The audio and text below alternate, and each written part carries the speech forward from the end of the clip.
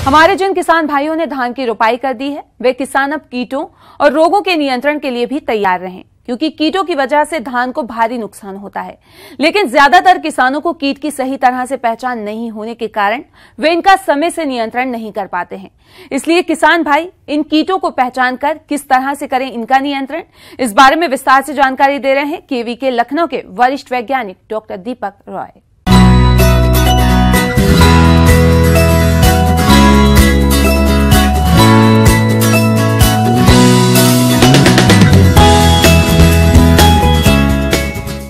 ये जो समय है, इस समय पे किसान भाई धान की रोपाई शुरू कर दिए हैं। जो अच्छे किसान हैं तो उनमें कुछ कीट और व्याधियों का आक्रमण होता है, जिसमें हम अगर कीटों की आज हम आपसे बात करेंगे कि कीटों का किन किन कीटों का प्रादुर्भाव होता है, आक्रमण होता है और इनका प्रबंधन कैसे करते हैं।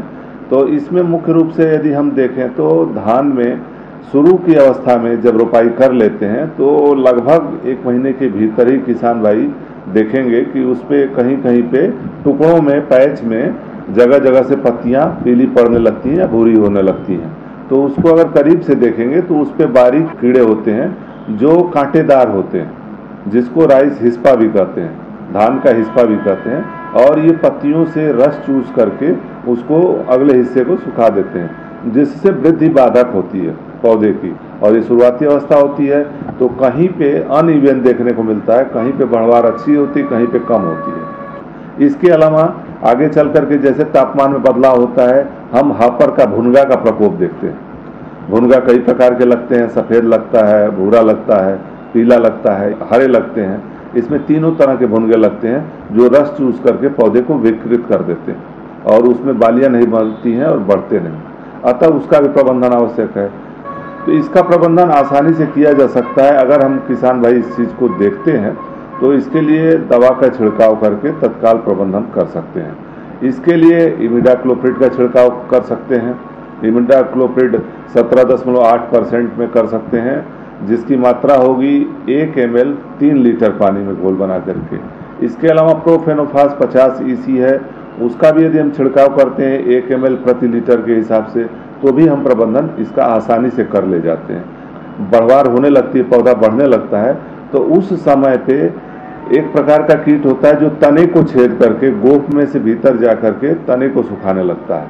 कहने का तात्पर्य यह है कि जो हमारी बाली होती है, चाहे डंडी होती है, जो भी पौधा होता है, वो बीच बीच में से कल्लों में से एक आध कल्ले सूखते हुए नजर आते हैं या सफ़ेद होने लगते हैं, पीले पड़ने लगते हैं। तो इसमें रोग और कीट की भ्रामक स्थिति पैदा होती है। और यदि हम वो सूखे हुए कल्ले को अगर खींच के निकालते हैं, अगर आसानी से निकल जाता है, तो निश्चित रूप से हम ये कह सकते हैं कि इसमें कीट का प्रकोप है। और ये मुख्यतः तना छेदक होता है, जिसको हम पीला तना छेदक के नाम से जानते हैं। इसके अलावा पत्ती लपेटक का प्रकोप काफ़ी बढ़ा है और कभी कभी होता है, कभी कभी कम होता है, लेकिन विगत 2 वर्षों में हमेशा इसका प्रकोप अधिक देखा गया है। होता क्या है कि जब बालियाँ निकलने की अवस्था होती है, कल्ले जब निकलते हैं, पौधे की बढ़वार की अवस्था होती है, उस समय पे लीफ फोल्डर निकल के आता है। ये कीड़ा वैस कीड़ा इसका निकलता है, पीले रंग की इसकी मौत होती है, जिसको तितली भी कह सकते हैं।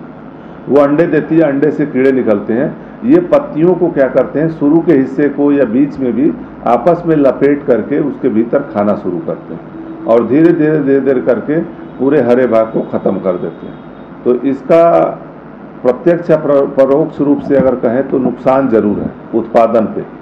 तो इसके लिए फेरोमोन ट्रैप का भी प्रयोग कर सकते हैं, साथ में दवा का प्रबंधन करें, खरपतवार का नियंत्रण करें। समेकित प्रबंधन से हम निश्चित रूप से इसको बचा सकते हैं। इसके लिए हम दानेदार रसायन का अगर हम प्रयोग करते हैं वो ज़्यादा कारगर सिद्ध होता है, जैसे कार्बोफ्यूरान है, कार्टाप है, इस प्रकार की दवाइयाँ हैं, और भी फर्टेरा है। इस तरह की जो दानेदार रसायन है, इनको यदि हम नमी वाले खेतों में प्रयोग करते हैं तो इससे लाभकारी सिद्ध होता है। नमी का तात्पर्य यह है कि पानी खेत में भरा नहीं होना चाहिए, पानी लगाने के बाद पानी सूख जाना चाहिए, उसमें चलने की अवस्था बन सके। नमी हो तभी दवा का प्रभाव अच्छी प्रकार से पड़ेगा। किसान भाइयों, अगर ये बताए गए दानेदार रसायन आपको उपलब्ध नहीं हो पा रहे हैं तो आप फिप्रोनिल 5SC रसायन की 1.5 से 1.5 लीटर मात्रा को 600 से 700 लीटर पानी में घोलकर फसल पर 10-10 दिन के अंतराल पर 2 बार छिड़काव कर दें, जिससे आप तना बेढक और पत्ती मरोड़क कीट पर काफी हद तक नियंत्रण पा लेंगे। आंवला के बागों में इस समय छोटे छोटे फल लगे हैं। इन फलों के सही विकास के लिए आपको बाग में कुछ जरूरी कार्यों को करने की जरूरत होती है, जिसमें बाग की साफ सफाई, खाद, उर्वरक प्रबंधन और फसल सुरक्षा जरूरी कार्य हैं, जिस पर विस्तार से जानकारी दे रहे हैं कृषि विज्ञान केंद्र मैनपुरी के उद्यान वैज्ञानिक डॉक्टर विकास रंजन।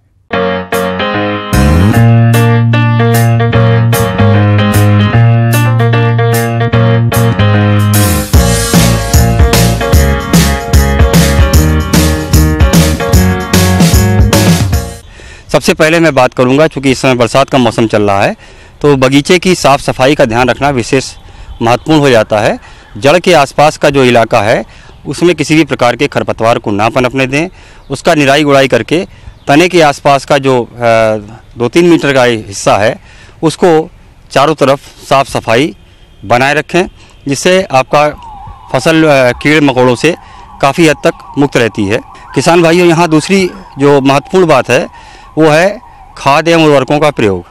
जैसा कि आप जानते हैं कि खाद उर्वरकों की जो पूरी मात्रा है, जिसमें 50 किलो गोबर की खाद, 1 किलो नाइट्रोजन, आधा किलो फास्फोरस और 1 किलो पोटास हो जाती है, तो आप अपने जो पूर्ण विकसित पौधा है जो 10 साल की आयु को प्राप्त कर चुका है उसमें ये मात्रा देते हैं, जिसमें से पूरी गोबर की खाद, आधी नाइट्रोजन और पूरी फास्फोरस पोटास ये आप जनवरी फरवरी में फूल आने के समय दे चुके होंगे।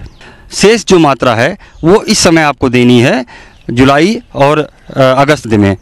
तो इस समय जो शेष नाइट्रोजन की बची हुई मात्रा है, आधी मात्रा, उसको आप इस समय अपने आंवले के बाग में प्रयोग करें। आंवले के बाग में फल गिरने और फल सड़ने की समस्या अधिक रहती है, जो कि सूक्ष्म तत्वों की कमी के चलते आती है।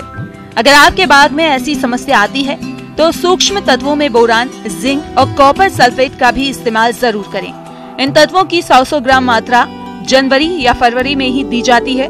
अगर उस समय इनका इस्तेमाल आपने नहीं किया है तो इस समय इन तत्वों का पानी में घोल बनाकर स्प्रे भी कर सकते हैं। इन तत्वों की 4 से 6 ग्राम मात्रा प्रति लीटर पानी की दर से घोलकर 15 दिन के अंतराल पर 2 बार छिड़काव जरूर कर दें। तीसरी चीज ये है कि आंवले में सबसे ज़्यादा जो कीड़ा नुकसान करता है, जिसकी वजह से उत्पादन प्रभावित होता है, वो है सूट गाल मेकर। सूट गाल मेकर ये शुरू में प्रो जो तने का अगला हिस्सा होता है, प्रो में से घुसते हैं और ये धीरे धीरे जा कर के अंदर उसमें सूजन पैदा कर देते हैं और अंत में जाके इसमें एक गांठ सी बन जाती है। इस गांठ के अंदर ही एक कीड़ा रहता है और यहाँ से खाने का जो परिवहन है वो बंद हो जाता है, जिससे आगे शाखाएँ विकसित नहीं हो पाती, उनमें फलन और फूल नहीं हो पाता। इसलिए इसका नियंत्रण जरूर करना चाहिए। इसका उपाय ये है कि जहाँ से ये कीड़ा लगा हो, जहाँ पे ये गांठ बनी हो, उससे थोड़ा नीचे से इस डाल को तोड़ करके उसको कहीं मिट्टी में दबा दें। इसके अलावा आप मोनोक्रोटोफास दवा की 0.05% मात्रा, यानी लगभग 1.25 मिलीलीटर मात्रा प्रति लीटर पानी के हिसाब से घोल बना करके अपने आंवले के पौधों पर जुलाई अगस्त महीने में छिड़काव कर देते हैं, तो उससे सूट गाल मेकर कीट में काफ़ी राहत मिलती है, काफ़ी आराम मिलता है। इस प्रकार किसान भाइयों, अगर आप अपने आंवले के बगीचे की ठीक ढंग से देखभाल करते हैं तो आप अपने आंवले के बाग से अच्छा उत्पादन और अच्छा लाभ प्राप्त कर सकते हैं। हमारे प्रदेश के ज्यादातर किसान भाई खेती के साथ साथ गाय भैंस का पालन कर रहे हैं, लेकिन वर्तमान समय में इन दुधारू पशुओं में थनैला रोग की समस्या देखने में आ रही है, जिसका उपचार नहीं किया गया तो इस समस्या से ग्रसित पशुओं का दूध उत्पादन कम हो जाता है और ऐसे पशुओं के थन भी खराब हो जाते हैं। तो थनैला रोग के पहचान के लक्षण क्या हैं और इनका उपचार क्या है, इस बारे में उचित सुझाव दे रहे हैं कृषि विज्ञान केंद्र दिलीप नगर कानपुर देहात के डॉक्टर सोहन लाल वर्मा।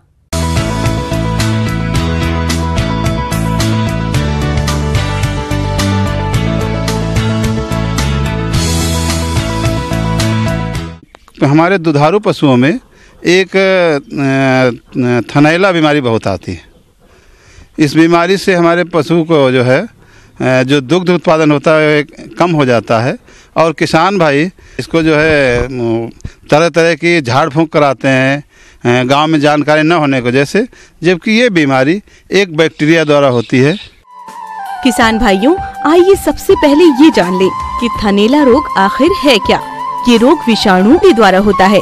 इस रोग के कारण पशुओं के थनों में सूजन आ जाती है और साथ ही रोग की तीव्रता होने पर पशुओं के थनों से दूध दोहते समय दही के जैसे छिचड़े और कभी कभी तो खून भी आने लगता है और पशु का दूध दोहते समय उसे काफी दर्द होता है, जिसके कारण वो आसानी से दूध नहीं दोहने देता।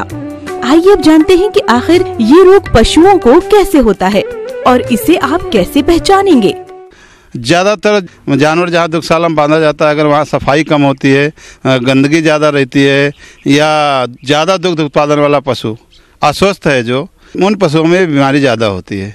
होता क्या है कि स्वस्थ पशु में जब हम दूध निकाल लेते हैं, उसके बाद जहाँ से दूध निकलता थन से, वो जो है छेद जल्दी बंद होता है स्वस्थ पशु में। अस्वस्थ पशु में वो छेद देर में बंद होता है और जहाँ पे पशु बैठता है, अगर वहाँ गोबर है, गंदगी है, उस गंदगी में इस बीमारी का बैक्टीरिया पाया जाता है और वो थन के छेद से थन के अंदर चला जाता है और थन के अंदर जाने से उसकी जहाँ संख्या बढ़ती है तो उसकी वजह से उसके उत्सर्जन से तरह तरह के जो है उसमें जो दूध होता है उसमें एसिडिटी बढ़ जाती है और इस जो थनैला रोग से ग्रसित पशु का जब दूध निकाला जाता है, उस दूध को अगर हम अलग के कहीं शुरुआत का निकाल लें, उसको गर्म करें तो वो फट जाता है, क्योंकि उसमें अम्लता ज़्यादा हो जाती है और उसकी वजह से वो दूध जो गर्म करते ही फट जाता है। पशु के थन में सूजन आ जाती है। पहले एक थन ग्रसित होता है, अगर बीमारी बढ़ी तो दूसरा तीसरा सभी थन मारे जाते हैं। हमारे पशु की जो कीमत है एक्चुअल, अगर थन एक मारा गया तो हमारा पशु कोई अगर भैंस या गाय, मान लो गाय हमारी अगर 25-30 हज़ार है, एक थन मारा गया तो उसकी कीमत मुश्किल से 5-6 हज़ार मिलेगी अगर बाज़ार में बेचेंगे।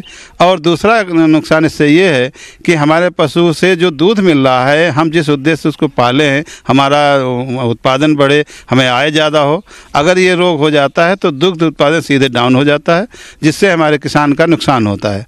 ये एक बीमारी जो होती है उसके लिए क्या करते हैं कि पहले इसको जो है साफ़ सफाई रखें, जहाँ भी पशु बांधें वहाँ दुग्धशाला में फर्श मतलब कच्ची है तब भी सफाई रखें और फर्श पक्की है उसकी रेगुलर धुलाई करें।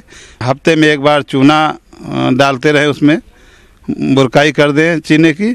और इसके अलावा पशु की जो है सफाई भी रखें, पशु को अच्छा जो है चारा दाना दें जिससे पशु हमारा स्वस्थ रहे, क्योंकि मैंने पहले ही बताया है कि पशु अगर अस्वस्थ है तो उसमें और भी बीमारियां होती है, उसी तरह थनैला भी ज़्यादा होता है। इसके बचाव के लिए थन को जिसे साफ़ कर लें, शुरुआती जो दूषित दूध होता है उसको निकाल दें। और दवाएं तो बहुत आती है, अगर ज़्यादा है तो आप पास के किसी पशु चिकित्सक दिखाएं, नहीं तो हल्का फुल्का है तो उसका थन साफ़ कर लें। और साफ़ करके एक दवा आती है हमारी जानकारी में जो है पेंडेस्टीन एंटीबायोटिक होती है, उस ट्यूब को उसमें जहाँ से दूध निकलता है, दूध निकालने के बाद उसमें साफ अंदर घुसा दें और उसमें धीरे ट्यूब अंदर कर देते हैं। अगर 2-3 बार इसको लगा देंगे तो थनैला रोग ठीक हो जाता है।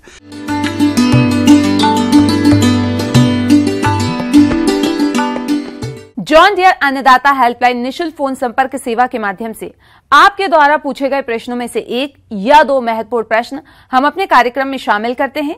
इसी के तहत आज का चयनित प्रश्न और उसका जवाब इस प्रकार है। निःशुल्क अन्नदाता हेल्पलाइन में आज हमने जिस प्रश्न को शामिल किया है उसे पूछा है बांकेपुर जिला अम्बेडकर नगर के राम इकबाल कुशवाहा ने। आपने अंडा देने वाली मुर्गियों के खान पान प्रबंधन पर जानकारी चाहिए है, तो इसके लिए देखिए कार्यक्रम का यह अंश।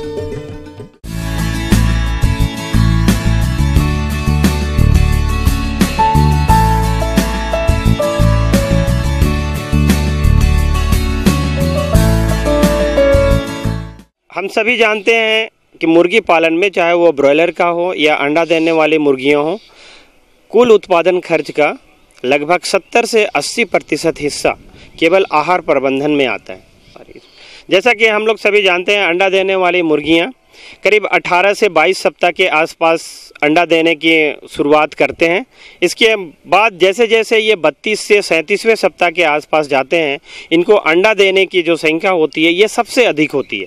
इस सप्ताह के आसपास 32 से 37वें सप्ताह के आसपास अमूमन मुर्गियां रोजाना एक अंडा देती हैं। इसके बाद ये करीब करीब 70 से 72 सप्ताह तक अंडे देने की क्षमता रखती हैं।